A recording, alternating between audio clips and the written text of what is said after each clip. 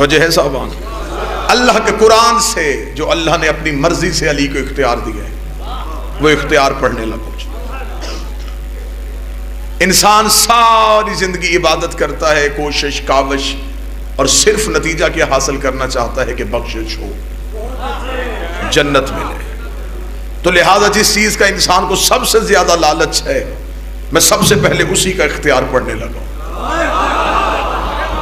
کہ وہ بخشش کس کے پاس ہے، وہ شفاعت کس کے پاس ہے۔ خدا قرآن میں کہتا ہے لا یملکون الشفاعہ، کوئی مالک نہیں شفاعت کا۔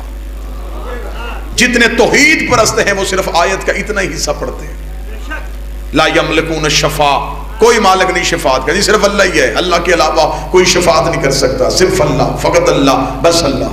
لیکن آیت یہاں رکی نہیں، آیت اس سے آگے چلی، لا یملکون الشفاعہ الا من اتخذ عند الرحمن عہدا، کوئی مالک نہیں شفاعت کا سوائے اس من کے جس نے اللہ سے وعدہ لیا ہوا۔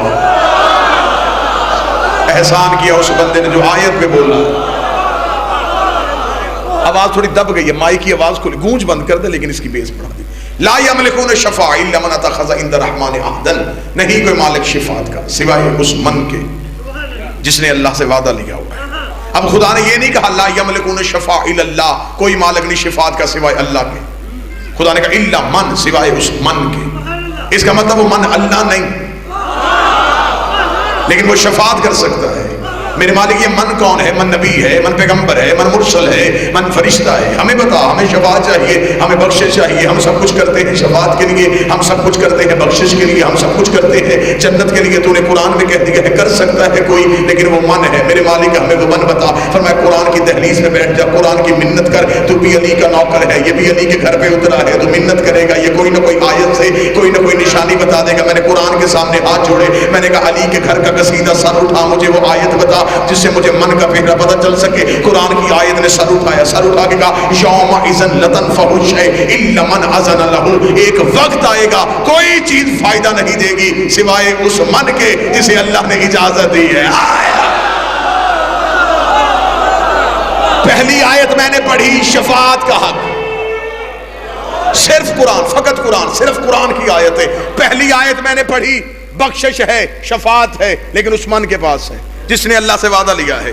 دوسری جگہ پہ خدا نے کہا فائدہ دے گا، لیکن وہ من دے گا جسے اللہ نے اجازت دی ہے۔ میرے مالک وہ من ہے کون؟ خدا نے کہا میرے بولنے کا حسن یہ ہے، میں نام نہیں لیتا، میں نشانیاں بتاتا ہوں، نشانیوں کے پیچھے چلو تمہیں اس من تک لے کے جائے گی۔ میں نے قرآن کے پیچھے چلنا شروع کیا، قرآن نے کہا انگشت تھامتے ہوئے میں تجھے اس دہلیز پہ لے کے جاؤں۔ میں قرآن کی آیتوں کے پیچھے چل رہا تھا، یا ایک آیت نے اور سر اٹھایا، اس نے کہا میرے دامن بھی ایک من چھپا ہوا ہے۔ میں نے کہا وہ کون سا ہے؟ فرمایا فَإِذَا نُفِخَ فِي الصُّورِ وَإِلَّا مَنْ شَاءَ اللَّهُ، جب قیامت والے دن سور پھونکا جائے گا، ہر چیز ہلاک ہو جائے گی سوائے اس من کے جسے اللہ نے چاہا ہوا ہے، سوائے اس من کے جو اللہ کی چاہت کا نام ہے۔ میں نے کہا اللہ کا قرآن میں من پوچھنا چاہتا ہوں، آدم کا ذکر ہے، نوح کا ذکر ہے، ابراہیم کی بات ہے، موسیٰ کا تذکرہ ہے، عیسیٰ کی بات ہے، مجھے بتا جبریل کی بات ہے، میکائیل کا تذکرہ ہے، یہ من ہے کون؟ خدا نے کہا میں تجھے من سمجھاؤ، یہ من کون ہے؟ تو من عرش میں ڈھونڈ رہا ہے، میں تجھے من بتاؤں گا۔ وَمِنَ النَّاسِ مَن يَشْرِي نَفْسَهُ ابْتِغَاءَ مَرْضَاتِ اللَّهِ وَاللَّهُ رَءُوفٌ بِالْعِبَادِ، اور انسانوں میں ایک ایسا من بھی ہے جو سو کی اللہ کی مرضیاں خرید لیتا ہے، جو سوتا ہے اور خدا کی مرضیاں خرید لیتا ہے۔ میرے مالک مجمع ابھی بھی چپ ہے، من سمجھ میں نہیں آیا۔ فرمایا کل کفا باللہ شہیدا بینی و بینکم ومن عنده علم الکتاب، کہہ دیجئے تیری گواہی کے لیے کہ میں آؤں گا، اور ایک وہ من آئے گا جس کے پاس کتاب کا پورا علم ہے۔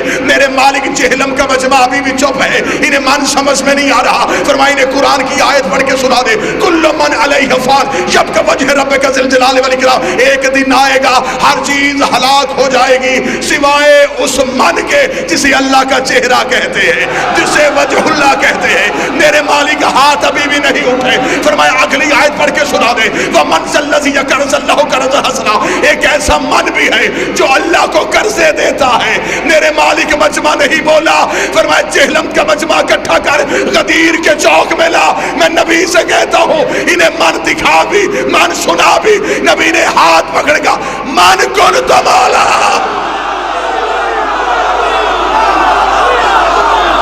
بولے جس کے امام کا نام